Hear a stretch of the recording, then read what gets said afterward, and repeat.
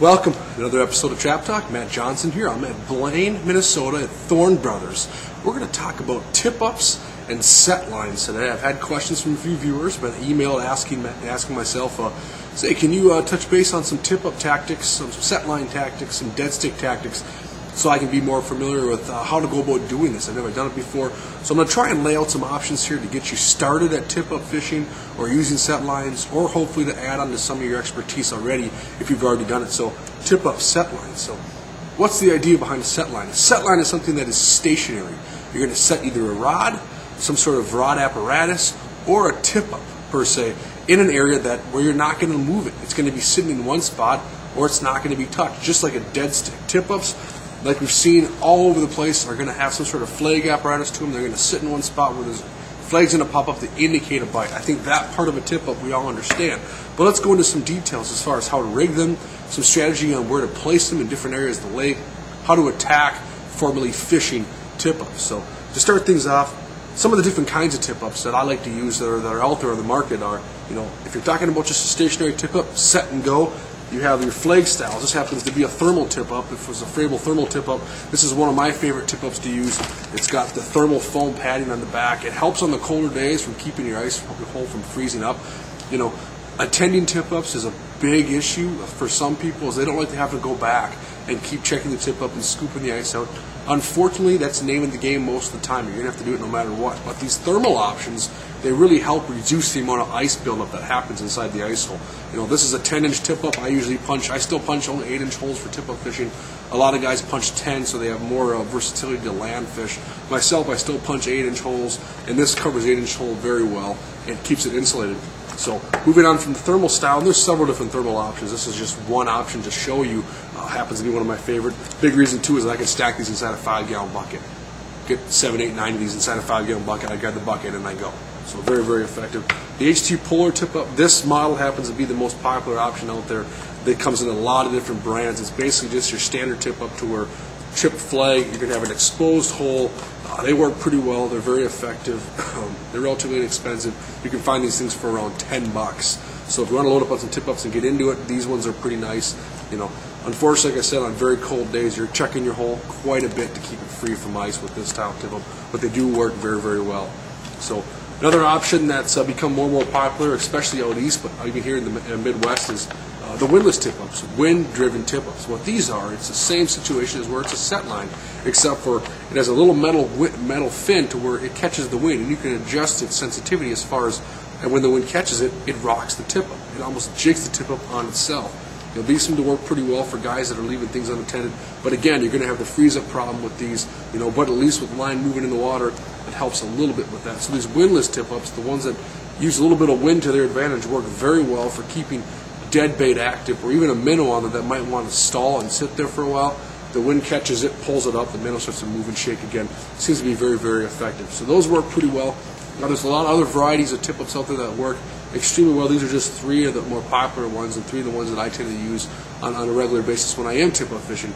Moving on to another apparatus that works well as a tip-up, the Arctic Warrior from Clam Outdoors. This is a very, very cool product. This allows you to actually fish your rod in conjunction as a tip-up. It's a setup that where you set it up as where when a fish bites, a flag trips, you can run over, grab the rod, and fish it. The rod actually goes into this system so that you can actually fight the fish with rod and reel. One of the complaints of tip-up fishing for some is that they don't want to hand line a fish. They think they lose the fight. So now you can use an Arctic Warrior tip-up and attach your rod to the system and actually fight the fish. This is a system I've been using a lot in recent years.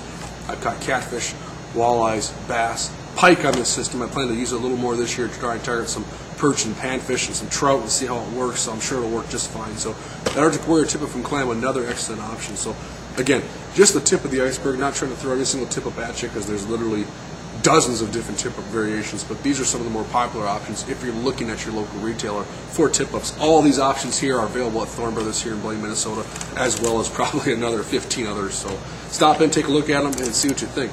So outside of the tip-up scenario, rigging tip-ups. How do you go about rigging some of these tip-ups? You get asked questions. Biggest thing to consider is the state you live in. There's going to be different rules and regulations that apply to using different setups with tip-ups or set lines. Like in Minnesota, you cannot use just a plain treble hook with no bead or blade or anything on it, it's illegal. It's considered snagging. It's not considered a lure.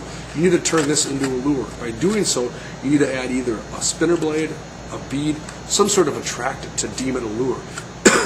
So you can use just treble hooks on tip-ups, but you need to add a blade or some sort of thing to make this considered what they call a lure under the ice. So don't be caught doing that, because otherwise the DNR will ticket you in Minnesota.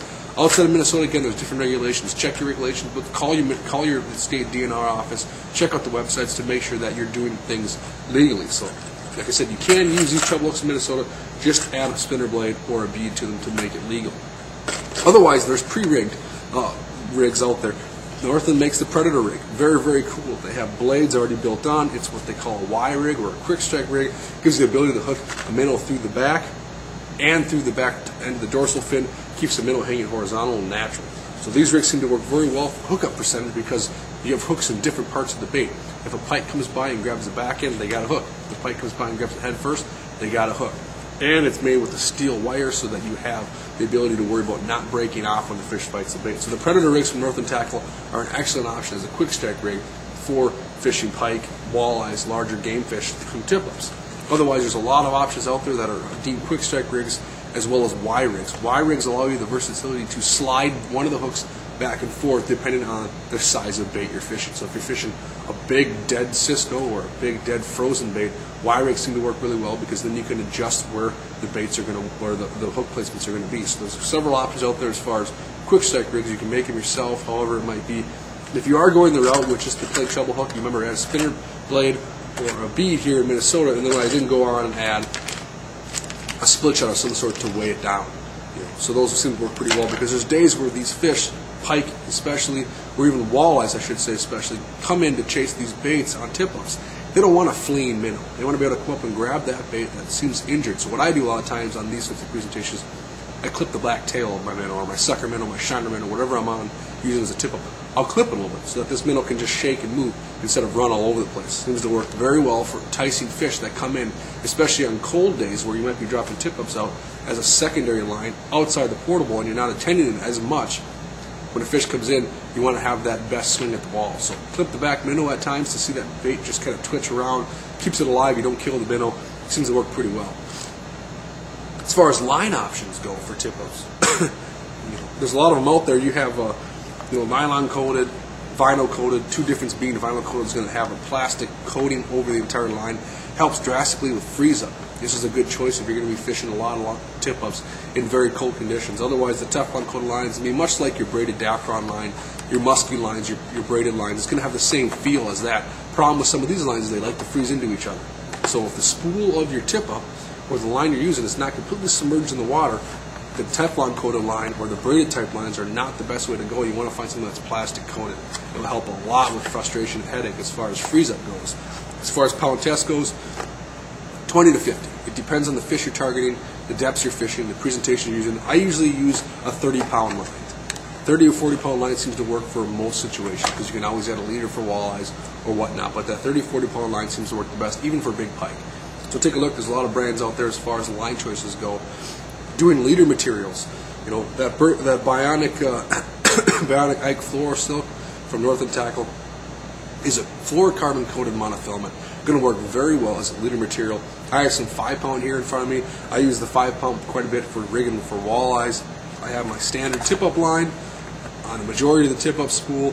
My front 4, 5, 6 feet is going to be this floral silk ice line, something along those lines, so that you have something a little less visible, especially if you're targeting the walleyes. If I'm fishing pike, I usually tie right to the main tip-up line and not worry as much, because I'm usually using a quick strike rig of some sort, so I'm not worried as much about a tip-up material.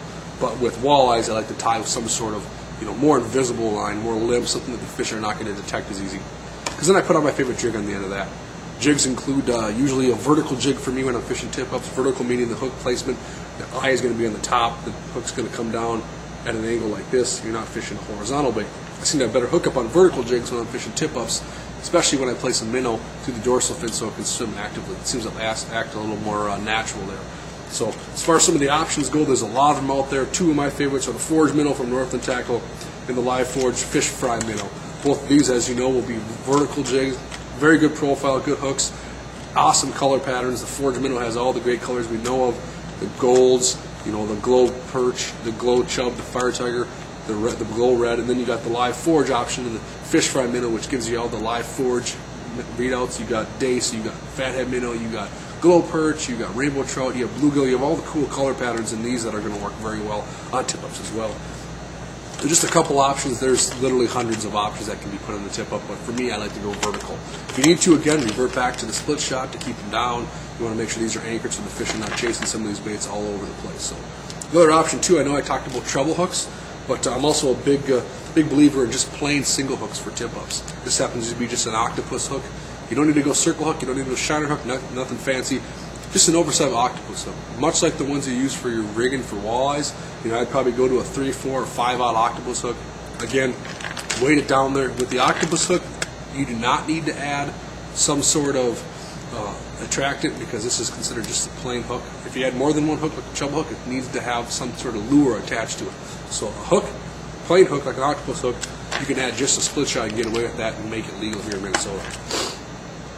As far as setting your line, you can use a Vexilar flash or something like that to check the depth, but if you're running around from hole to hole, just a little depth bomb, a little add-on clip-on depth weight seems to work very well. How I set these tip-ups, get my rig set in place, hook this on to where the jig is, or the lure is, or the hook is your tip-up or your set line, drop this all the way down to the bottom to where it hits the bottom. Then I take some kind of marker, whether it's a slip knot or a tiny little bobber, one of the two to indicate where your depth's at, and I slide that slip knot or slide that or clip that bobber on to where the top of the water is to where you want your set. So I drop this depth to the bottom, I pull it up a foot, 2 feet, 3 feet to the desired depth that you want the bait to reside off the bottom, and then right where that level of water is where I clip that bobber or slide that slip knot. That allows me to know after I land a fish and I got all this line out there, it allows me to quickly put my bait back in the water to the depth to where I want it by just dropping the line down to where that indicator is. So use those indicators. It sounds cheesy, but they work, and it's very effective for finding your depth again after you land a fish. Or if you're going to move to a new spot and reset up, you can quickly determine, okay, this is the depth I want to be at. So a couple little neat tools there to try out. As far as fishing tip-ups at night, you know, Frable and a bunch of companies have a lot of neat options out there for tip-up lights. I use the little shiner tip-up light from Frable. It's just a little yellow light. It clips onto the pole of your flag, and it's censored so that when the flag trips up like this, the light goes off and starts blinking red. They work pretty slick. You can use them. They can pop on and off, so you can use them at night, put them in your pocket, or store them away if you're fishing during the day. But very convenient if you're fishing nighttime fish, and you can sit in your house. It's always tough to rub the window of your fish house and try and see where the tip-ups are, especially when the sun starts to go down. Just throw this on there. You'll see a bright flashing light in the distance if you know your flag is tripped. So very convenient. So a lot of things covered as far as tip-ups concerned. Again, I just touched the tip of the iceberg. There's a lot more variations, a lot more ideas. These are just some things to get you started and hopefully add on a few ideas to what you've already done. As far as bait management for fishing tip-ups, I use that clam bait bucket now this year. They've come out with a few different options this year. This happens to be the 2-gallon version. This is going to be best suited for housing sucker minnows, shiner minnows. It is insulated so that you have to worry about as much with freeze-up. So if you're outside on colder days, baits like buckets like this are going to help you with freeze-up. Who out there has been out on the ice when they go to grab the minnow bucket after an hour or so to reset lines and their lid is frozen shut? It's happened to me. That's so frustrating to have to bring it back into the fish house, heat it up before you can even get your line back in the water. So this insulated bait bucket from Clam seems to work very well. It's going to work very well for a lot of anglers. I know we've sold a ton of these things here at Thorne Brothers, and talking with the people at Clam, I know they've sold a ton just, you know, across the ice belt. So very effective. Get your hands on one of these if you're looking to use minnows quite a bit this winter.